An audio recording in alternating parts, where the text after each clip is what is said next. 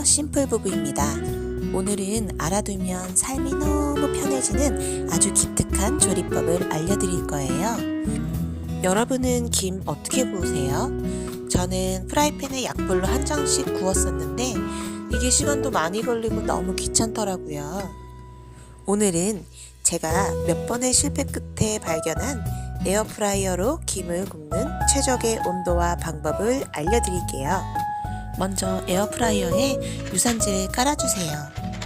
김가루가 많이 떨어지기 때문에 이렇게 하시는 게 편해요. 물론 없으시면 그냥 하셔도 되고요.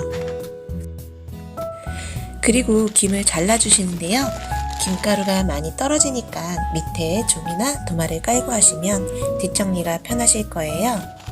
한국에 갔을 때 엄마가 챙겨준 파래김입니다. 맛있는 김구이를 위해서는 김을 어떻게 자르냐가 중요한데요. 폭을 아주 좁게 잘라야 해요. 아이들 도시락용으로 나오는 김 아세요? 참치 횟집에 가면 소포장 되어 있는 김 주잖아요. 그 사이즈로 작게 자르는 거예요. 먼저 길게 반을 자르고 그걸 다시 6등분 해요. 이렇게 하는 이유는 에어프라이어에 넣었을 때 김이 너무 크면 에어프라이어의 위에 열선 있잖아요. 거기에 다 들러붙어서 대참사가 발생합니다. 청소도 힘들고 최악의 경우 에어프라이어를 버려야 해요. 그래서 열선과 김 사이에 공간을 최대한 많이 주기 위해서 작게 잘라주는 거예요. 다음으로 에어프라이어에 김을 넣는데 빈 공간 없이 촘촘히 넣어주세요. 김이 가볍고 얇기 때문에 촘촘하게 넣지 않으면 에어프라이어가 돌 때 공기에 날려서 또 열선에 붙을 수 있어요. 에어프라이어로 김을 구울 땐 김이 열선에만 안 붙으면 성공한다? 이렇게 생각하시면 돼요. 가운데 부분에 일자로 빽빽하게 넣고 양옆 빈 공간에도 빽빽하게 넣어주세요. 이제 에어프라이어에 김을 넣고 구워줄 건데요. 저는 미국이라 핫시로 220, 10분.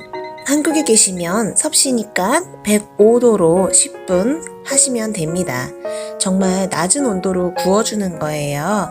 그래서 타는 거는 방지하면서 수분을 바짝 날려서 굽기 때문에 상온에 오래 두어도 쉽게 눅눅해지지 않아요. 제가 처음에 골고루 김을 굽는 걸 생각해서 에어프라이어에 5분 돌리고 반대쪽으로 김을 다 뒤집어서 다시 5분 돌리고 그랬거든요.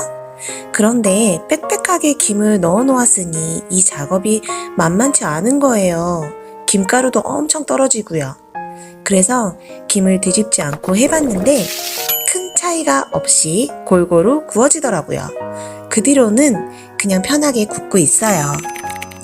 대신 먼저 10분을 구워본 후에 한번 김의 상태를 보세요. 사용하시는 김이 햇김인지 묵은 김인지 굽는 시기가 여름인지 겨울인지 김의 보관 상태에 따라서 수분을 얼마나 머금고 있는지 차이가 나잖아요.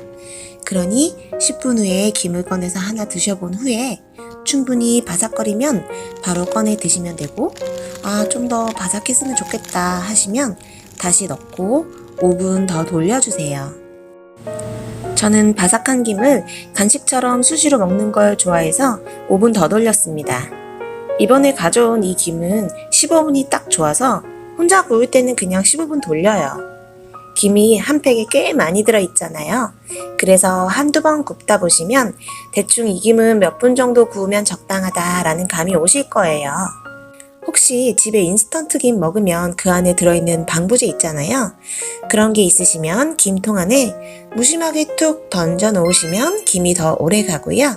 저는 그런 게 없어서 그냥 김만 넣어주는데 1주에서 2주까지 바삭하더라고요. 마지막으로 김 찍어 먹을 맛있는 간장 레시피도 알려드릴게요. 간장과 식초, 물을 1대1대1로 넣으시고 깨소금을 왕창 넣어주세요. 기억하기 쉽죠? 밥에 올려서 먹는 양념 간장은 아니고요. 저처럼 술안주나 간식으로 드실 때 깔끔하게 맛을 내는 찍먹용 간장이랍니다. 저는 이 방법을 터득한 후로 김을 자주 먹게 되었어요.